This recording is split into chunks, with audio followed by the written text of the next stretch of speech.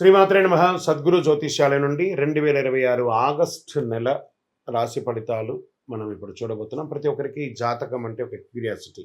ఈ నెల నాకు ఎలా ఉంటుంది? ఆరోగ్యం బాగుంటుందా? ఉద్యోగం బాగుంటుందా? వ్యాపారం బాగుంటుందా? నాకు వివాహం అవుతుందా? ఉద్యోగం ఉంటుందా? ఉన్న ఉద్యోగం పోతుందా? లేదా విదేశాలకు వెళ్తానా? ఇన్ని సమస్యలతో ఉంటారు ప్రతి ఒక్కరు కూడా. గుర్తుపెట్టుకోండి, మేము చెప్పే ఈ జాతకం గోచార గ్రహస్థితులు దృష్టిలో పెట్టుకొని యూనివర్సల్గా చెప్పడం జరుగుతుంది. అది మీ వ్యక్తిగత జాతకానికి ఒక 30% మాత్రమే వర్తిస్తుంది. మీ యొక్క వ్యక్తిగత జాతకం తెలుసుకోవడానికి మీ పరిసర ప్రాంతాల్లో ఉన్నటువంటి గురువులను సంప్రదించి తెలుసుకోండి. లేదా మా ద్వారా జాతకం తెలుసుకోవాలి అని అనుకుంటున్నారా? కనబడుతున్నటువంటి డిస్ప్లేలో కనబడుతున్నటువంటి ఈ యొక్క నంబర్కి మీ పేరు, date of birth, time of birth, place of birth WhatsApp చేయండి. మా అడ్మిన్స్ మీకు రిప్లై ఇస్తారు.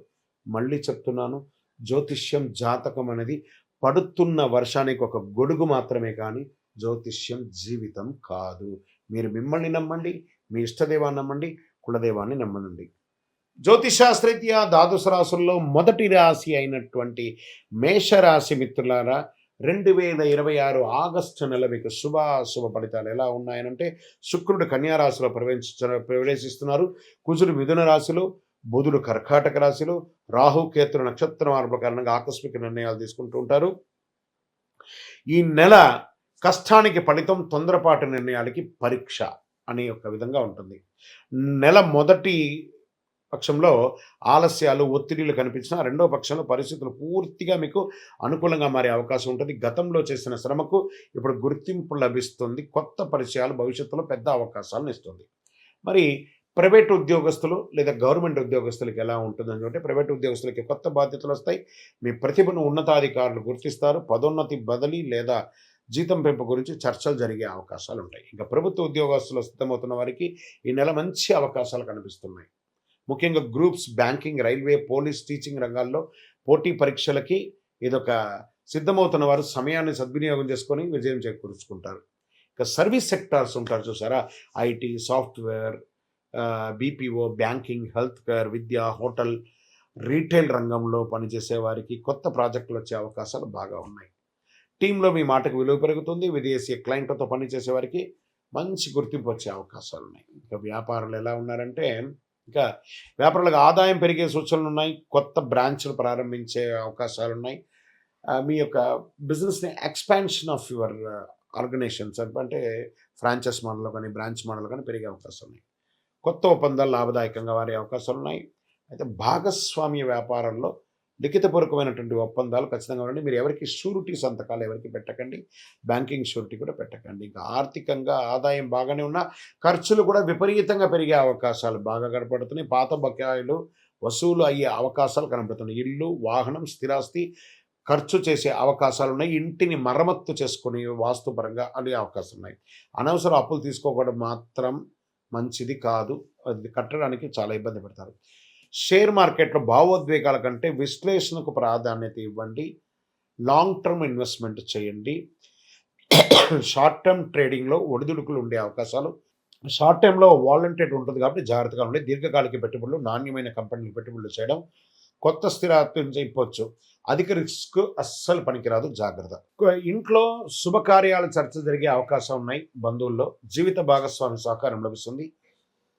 చిన్న చిన్న అపార్థాలు వచ్చిన పెద్దల సలహా పరిష్కారం మంచిది. ఇంకా ప్రేమికులకి ఎలా ఉంటుందంటే, ప్రేమలో ఉన్న వారికి కోపం తగ్గుతుంది.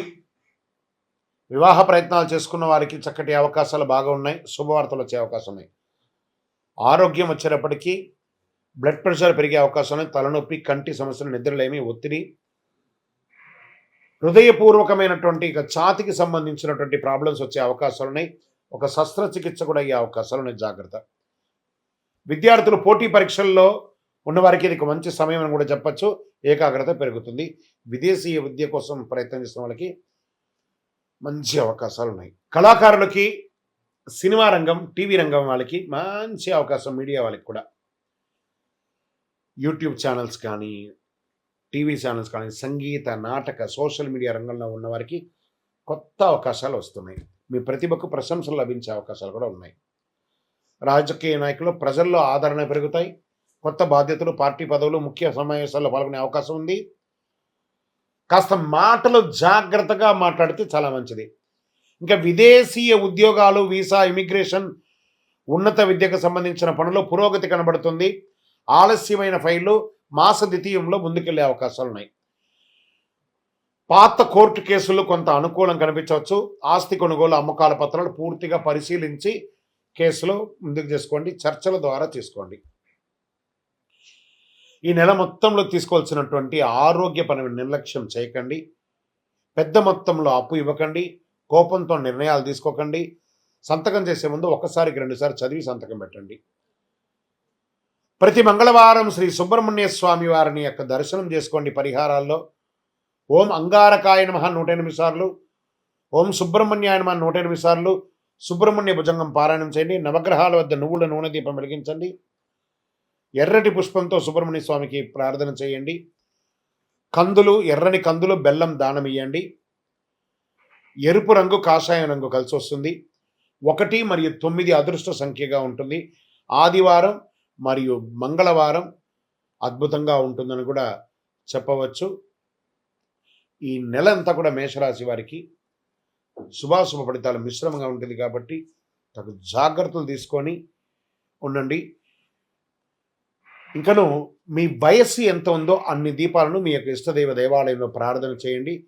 గురుగారు, మాకు ఇంకా ఫలితం కావాలి అని అనుకున్న వాళ్ళు అతి శక్తివంతమైనటువంటి కరుంగాలి మాలను మన యొక్క దేవాలయంలో 48 రోజులు పూజ చేసి ఉంటుంది.